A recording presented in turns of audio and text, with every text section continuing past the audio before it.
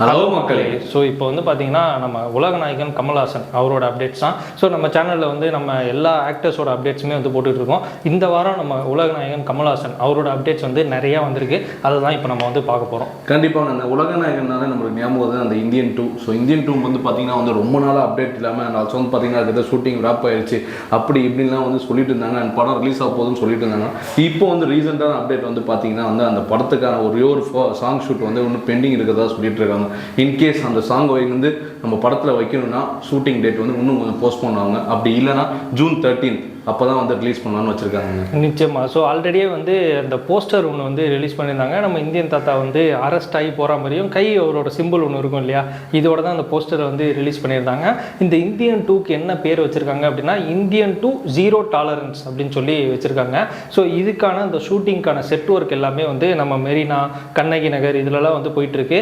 So இப்போ என்ன ஆயிடுச்சு அப்படின்னா இந்த ஷூட்டிங்க்கு வந்து கிட்டத்தட்ட வந்து ஒரு 50 to 40 crores இந்த ஒரு பாட்டு எடுக்கிறதுக்கு மட்டுமே செலவாகும் அப்படின்னு சொல்லியிருக்காங்க. ஸோ அது வந்து ஒட்டுமொத்த ஒரு படத்தோட டபுள் பட்ஜெட் ஆகுது. அப்படிங்கிறதுனால தான் லைக்கா தரப்புலேருந்தும் ரெட் ஜெயின் தரப்புலேருந்தும் இது இப்போதைக்கு வேண்டாம், நம்ம இல்லை இருக்கோ அதை வந்து ரிலீஸ் பண்ணலாம் அப்படிங்கிற ஒரு பிளானில் வந்து இருக்காங்க. ஸோ மைட் பி அவங்க ஷூட்டிங்க்கு போனாங்க அப்படின்னா ரிசு சொன்ன மாதிரி வந்து படம் வந்து போஸ்ட்போன் ஆகும்.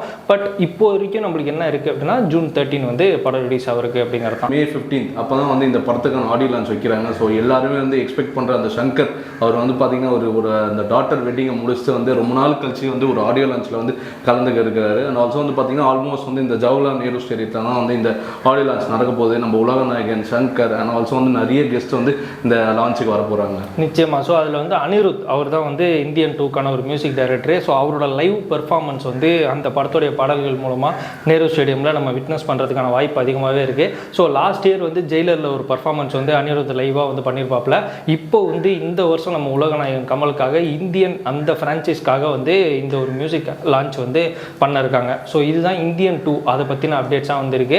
அதுக்கப்புறமா வந்து தக் லைஃப் இது பற்றின ஒரு அப்டேட் தான். என்ன அப்படின்னா கமல்ஹாசன் அப்போ தக் லைஃப்பில் பார்ட்டிசிபேட் பண்ணாரா ஷூட்டிங்கில் அப்படிங்கிற ஒரு கேள்வி வந்து எல்லார் மத்தியிலையுமே வந்து இருக்குது. இப்போ நம்மளுக்கு வந்திருக்கிற தகவல் என்ன அப்படின்னா அவங்க ஜார்ஜியா ஷெடியூல் போனப்போ வந்து ஜெயம் ரவி, த்ரிஷா இவங்க ஷெடியூல் தான் வந்து முடிச்சுட்டு வந்திருக்காங்க.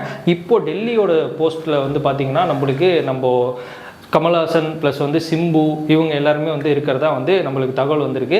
அதை தாண்டி இன்னொரு அப்டேட் என்ன அப்படின்னு கேட்டிங்கன்னா நம்ம கமல்ஹாசன் பாட்டு ஒன்று எழுதி அவரே பாடி அதுக்கான போர்ஷன் தான் இப்போ டெல்லியில் வந்து ஷூட்டிங் போயிட்டுருக்கு அப்படின்னு சொல்கிறாங்க.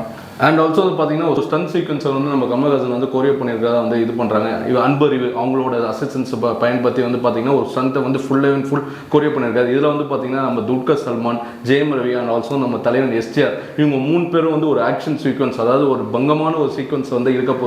அது வந்து நம்ம கமல் வந்து பார்த்தீங்கன்னா ஆல்ரெடி வந்து அந்த விக்ரம்லேயே வந்து அவர் ஸ்டன் சீக்வன்ஸ்லாம் வேறு லெவலில் இருக்கும். அண்ட் ஆல்சோ வந்து பார்த்தீங்கன்னா அன்பறிவு தான் இப்போ வந்து ரீசெண்டாக எல்லா படத்துக்கும் வந்து போட்டிருக்காங்க. ஸோ அவங்களோட அசிஸ்டன்ஸில் வந்து கமல் வந்து கொரியோ பண்ணியிருக்கிறது வந்து வேறு லெவலில் இருக்குங்க. நிச்சயமாக. ஸோ ஆல்ரெடியே மணிரத்னம் அவரை பற்றி சொல்லி ஆகணும். அவர் படத்தில் ஆக்ஷன் சீக்வன்ஸ் வந்து பெரும்பாலும் வந்து ரொம்பலாம் சிரத்தை எடுத்து அவர் பண்ண மாட்டார். ஏன்னா ரொம்ப லைவ்லியாக அவர் வந்து பண்ணணும் அப்படின்னு நினைக்கக்கூடிய ஒரு ஆள்.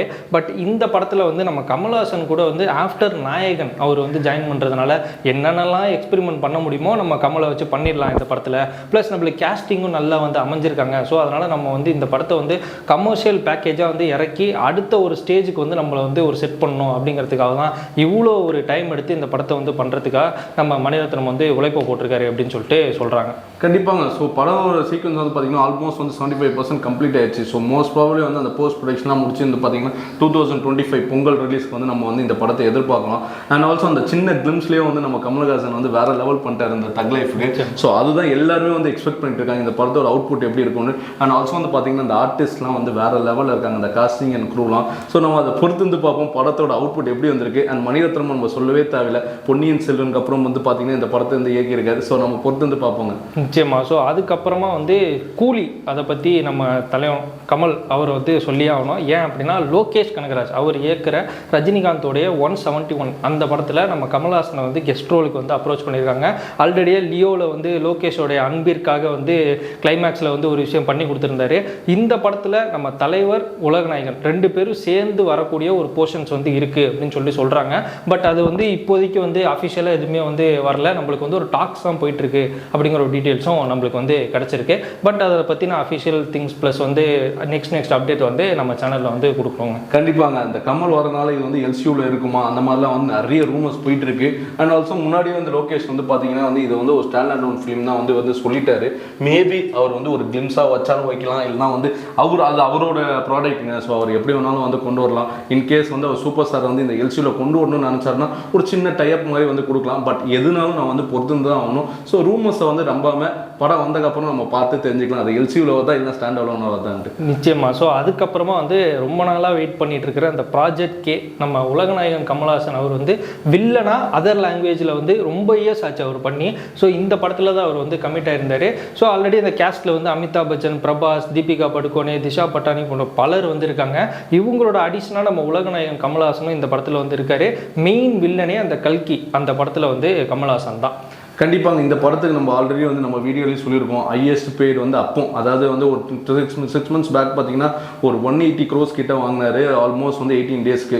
ஸோ அதில் வந்து பார்த்தீங்கன்னா வந்து அவர் 18 daysலேயே வந்து அவரோட அந்த நெகட்டிவ் ரோலை வந்து முடிச்சு கொடுத்துட்டாரு. அண்ட் ஆல்சோ வந்து அந்த அவுட்புட் நல்லா வந்துட்டு நம்ம ப்ரொடக்ஷன் டைப்லேயே வந்து சொல்லிட்டு இருக்காங்க. நிச்சயமாக. ஸோ அந்த படம் வந்து இப்போ ஜூலையில் வந்து ரிலீஸ் ஆகிருக்கு. ஜூனில் நம்ம இந்தியன் 2 ரிலீஸ் ஆகுது. ஜூலையில் இந்த படம் வந்து ரிலீஸ் ஆகுது.